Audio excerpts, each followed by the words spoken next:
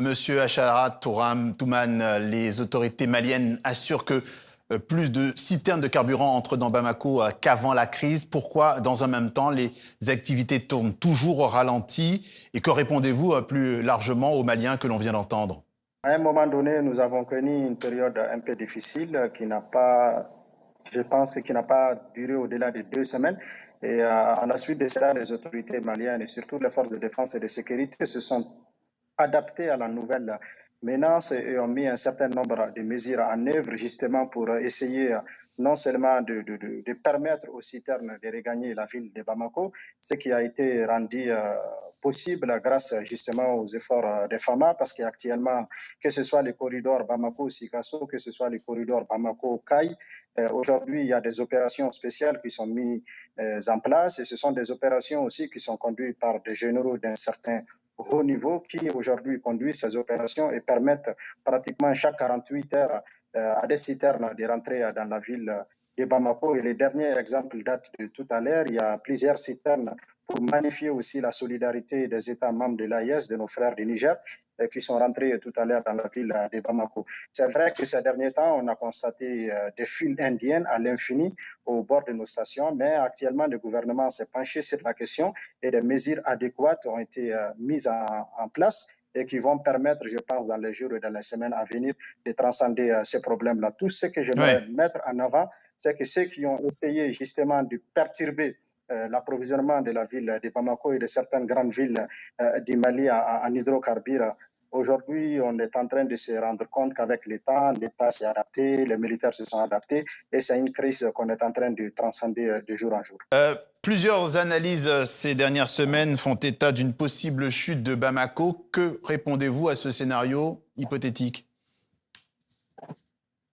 Bon, nous avons constaté malheureusement cette cabale médiatique contre notre pays. Il ne faut quand même pas oublier que le Mali fait face au terrorisme depuis plus d'une dizaine d'années.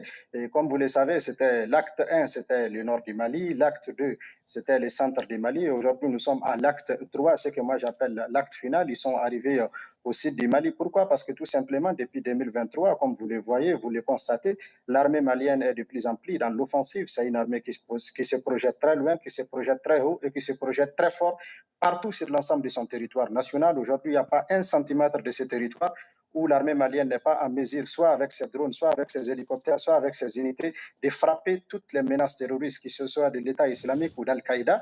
Et à la suite de cela, les terroristes aussi, aujourd'hui, c'est l'ensemble du territoire national malien, il n'y a pas une localité. Je le précise bien, il n'y a pas une localité que ces groupes-là contrôlent, que ce soit au nord, au centre ou au sud du Mali. Et en plus de cela aussi, aujourd'hui, c'est-à-dire l'armée malienne arrive à opérer sur l'ensemble du Oui. territoire national. Donc, face à cette offensive-là, les djihadistes aussi ont changé de méthode. Ils se sont métastasés. Comme ils n'arrivent plus à gérer des grandes emprises et des grandes villes au nord, ils se sont métastasés. Maintenant, ils sont en train d'arriver au sud du Mali. Ils ont même traversé les frontières maliennes parce qu'aujourd'hui, la menace, elle est au Bénin, elle est au Burkina, elle est au Monsieur Togo, elle Acharat, s'achemine vers la Côte Monsieur d'Ivoire. Acharat Le Toumane, Sénégal et la Guinée ne sont pas aussi épargnés par cette menace-là. oui. Oui. Quelles mesures supplémentaires seront prises pour que les autorités puissent régler le problème, puissent se dégager de cette pression des groupes armés? Ben, elle est en cours, comme je l'ai dit tout à l'heure, le niveau même de commandement dans le cadre de la conduite des opérations a été élevé. Comme je l'ai dit, aujourd'hui, ce sont des généraux qui sont sur le terrain, qui conduisent des opérations. Et ce sont des opérations aussi qui ont de très bons résultats, par exemple dans la région de Sikasso, dans la région de Kai, dans la zone de Kita.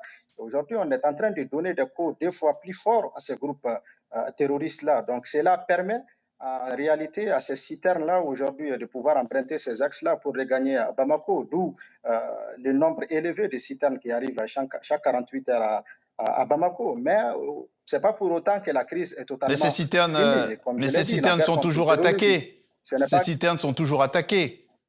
Vous dites que tout va bien, mais ces de citernes moins, sont toujours attaquées. de moins en moins attaqué maintenant, justement grâce à ces opérations-là. Et le dernier exemple, je viens de le donner. Il y a des citernes qui ont quitté pratiquement le Niger et d'autres sont rentrés aussi avant-hier à Bamako. Ils n'ont pas été attaqués. Je peux en citer plein d'exemples comme ça. Maintenant, moi, ce que je trouve un peu dommage, c'est qu'on met l'accent sur des actions que les groupes terroristes c'est-à-dire mène contre des populations civiles et contre les citernes. Une citerne, c'est comme une femme enceinte, il n'y a aucune bravoure à l'attaquer. Et par contre, ces mêmes groupes qui sont en train de se vanter d'avoir des succès en attaquant des citernes conduites par des civils, ce sont ces mêmes groupes qui se sont fait ratatiner juste il y a quelques jours au nord du Burkina par leurs adversaires de l'État islamique, où plus d'une trentaine de djihadistes du JNIM ont été tués, certains ont été faits prisonniers et par la suite ils ont été exécutés. Mais rares sont les médias qui parlent justement de ce conflit-là entre ces deux organisations. Donc, les choses ne se résument pas forcément au sud du Mali ni au centre du Mali. Bien mais sûr. la menace, elle est un peu partout. Monsieur Acharatouman, il faut aussi que je vous pose quelques questions. Est-ce que vos alliés russes participent à la sécurisation de ces citernes que vous évoquez? Bon, comme vous le savez, les Russes sont des partenaires militaires aujourd'hui qui participent à tout ce que nous faisons, y compris à la sécurisation des axes et à traiter cette menace-là. Mais ce qui est très important et qu'il faut mettre en avance, c'est le fait qu'aujourd'hui, il y a des opérations spéciales qui sont montées sur l'ensemble de ces axes-là et qui vont traquer ces djihadistes-là dans des brousses, dans des savanes, sur les routes et là où ils se cachent. C'est-à-dire la dynamique ne se limite pas uniquement à escorter des citernes pour arriver à Bamako. Il y a d'autres qui s'en occupent, mais le gros du travail aujourd'hui, c'est justement essayer de traiter cette menace-là dans l'ensemble du territoire et notamment dans des forêts où ces gens-là ont eu refuge ces derniers temps, notamment dans la région de Sikasso, de Kita, de Kaï et ailleurs.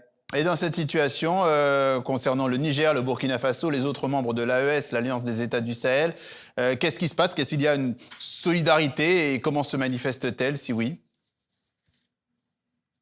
Ben, la solidarité, la preuve, elle est là. Il y a des citernes que nos frères nigériens nous ont envoyées. Ils viennent de faire leur entrée tout à l'heure. Je pense que ça va circuler tout à l'heure dans les médias. C'est une manière aussi d'apporter leur soutien et d'exprimer leur solidarité avec leurs frères maliens. Voilà, comme ça a été le cas dans le passé aussi. Nous avons répondu aussi à nos frères nigériens au Burkinabé quand ils ont eu besoin de nous. L'Alliance des États du Sahel, aujourd'hui, c'est une réalité. Hein. Moi, je viens de la région de Menaka et je sais que ces deux armées aujourd'hui, ou trois armées, travaille dans cette zone quintriple entre le Mali, le Burkina et le Niger avec des opérations très réussies où souvent c'est l'armée malienne qui fait le travail de renseignement et par la suite ce sont des drones qui décollent soit de Tawa ou soit de Niamey pour frapper des cibles sur le territoire malien ou le territoire burkinabé. Cela prouve à suffisance qu'aujourd'hui ces armées-là conjuguent leurs efforts et que l'Alliance des États du Sahel est véritablement opérationnelle dans le cadre de la lutte contre ces groupes djihadistes qui soient d'Al-Qaïda ou de Daesh.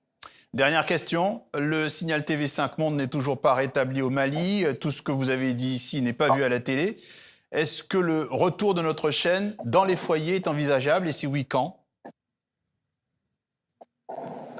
Bon, ça c'est une question qui ne relève pas de mes compétences. En tout cas, je le souhaite vivement. Maintenant, tout ce que je peux donner comme conseil, que ce soit à TV5 ou à d'autres médias, c'est-à-dire qu'ils essayent vraiment de traiter l'information en donnant la priorité et la primauté aux populations, aux experts. C'est ce que nous faisons. Parce qu'il y en a beaucoup qui viennent C'est ce que nous faisons. Qui ne maîtrisent pas les choses. Il faut donner la parole aux Maliens, aux Nigériens, aux Burkinabés pour qu'ils puissent s'exprimer et dire véritablement ce qui se passe dans leur pays. Aujourd'hui, le Mali et le Burkina et le Niger sont engagés dans une voie, c'est de lutter contre le terrorisme. Et le terrorisme, il frappe le Mali de la même manière. Il a frappé les Bataclan, il a frappé Charlie Hebdo, il a frappé les Tours Jumelles. Nous avons un ennemi commun et le monde doit se donner la main pour justement faire face à cette crise-là. Nous, en tant que Maliens, en tant que Sahéliens, nous jouons notre rôle, mais au-delà, il faut une coopération internationale. Chacun doit jouer son rôle. Parce qu'aujourd'hui, les djihadistes de l'État islamique qui sont dans la région de Menaka, ce n'est pas des Maliens qui sont à la tête. Al-Qaïda aussi, on connaît la maison mère.